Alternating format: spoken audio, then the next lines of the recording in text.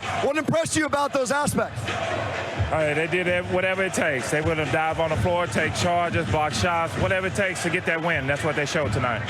Very special energy in here at the watch party, Kurt. Your favorite part about being a part of it? Just being out here with the fans. The fans just showing the love, showing how much they love the Knicks, and they're just doing whatever they can to help us get a win. That's what it's about. 10-game playoff win streak. We know it's at stake. Take me into the locker room and the mindset of the boys. One game from the NBA Finals. We're right there. We're up 3-0. Finish the job. Finish the job. That's the mindset right now. Kurt Thomas said it. Finish the job. Back to you, Bill.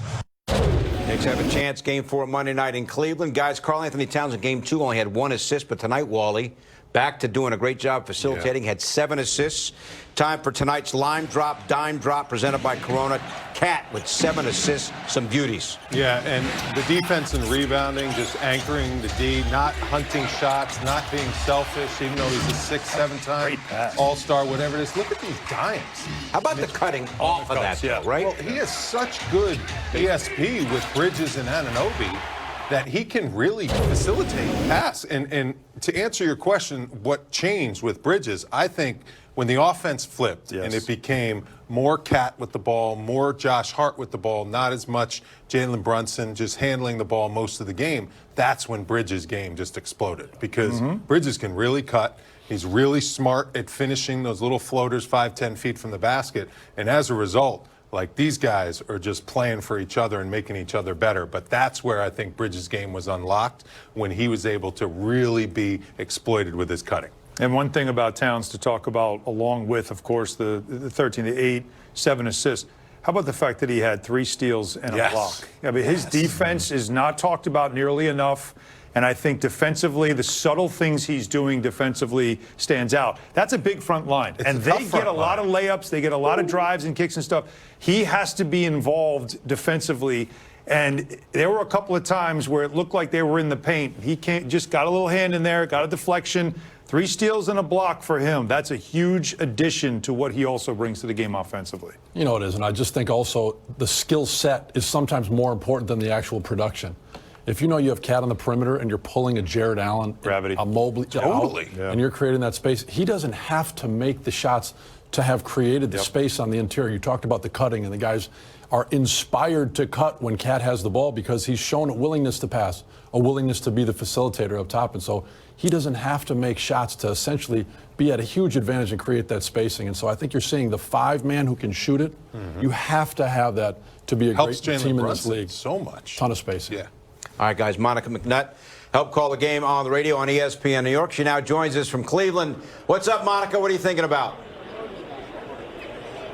What is up, y'all? This is just so much fun. I'm very giddy. Novak, to Novak's point that he was just making, we were talking about the same thing with Dan Grassa, Tyler, and I on the radio because we highlighted OG Anunoby coming back tonight, 6 of 10 from the field and 21 points, and I think that's exactly right. Even when you look at what Mikal Bridges has done, the way that the ball is moving, right, the level of focus that the guys are playing with, and let's be honest, as hoopers, you see the ball go in one time and you're going to get it back. You're feeling good, and so I'm just so impressed with the 27 assists from this group. Again, not quite a less than 100 performance, but keeping a team obviously under 100 in Game 3. Like, y'all, the word on the interwebs with all the kids right now is flow state. As a collective, the team is in their flow state.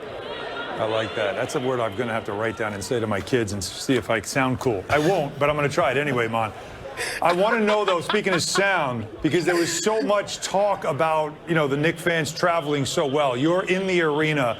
There was a lot of pregame chatter about Knicks fans infiltrating even as far as Cleveland. We heard it late in the game now. We did hear the Knicks fans, but what was the atmosphere like in that building? Because the Cavs sounded like they were very concerned about it before the game. Well, it was not quite like a regular season game in some of the places that we call MSG South, but I will say in that third quarter in particular, there was some MVP chants. We heard a Knicks in 4 chant at one point. Now, the entertainment staff here at Rocket Arena is very clever. As soon as the Knicks fans got going, they put something on that would get their fans going, so it was a little bit of a duel, but definitely audible MVP chants, audible Knicks in 4 chants, and I even think we heard a Let's Go Knicks chant down the stretch as the Cavs fans were starting to leave the building. Well, and Monica, as this game wrapped up, we kind of had a look outside of MSG. There were thousands of people pouring out from the watch party, and you just saw the energy that was here. But it seemed like we did an interview with the walk-off with Landry Shamet, and he seemed to still be very calm. At the end of the game, there wasn't a lot of jumping around or high-fiving. There still seems to be this calm in the eye of all the guys on the Knicks. All the fans, and all of us included, I think, are having an incredible time watching this team. But what is your sense just being close to the team, traveling with them, with their demeanor right now? You know, our captain, Novi, is a guy who derives from the Kobe tree, right? Jalen Brunson wears Kobe Bryant's shoes. He's got his shoes at a young age.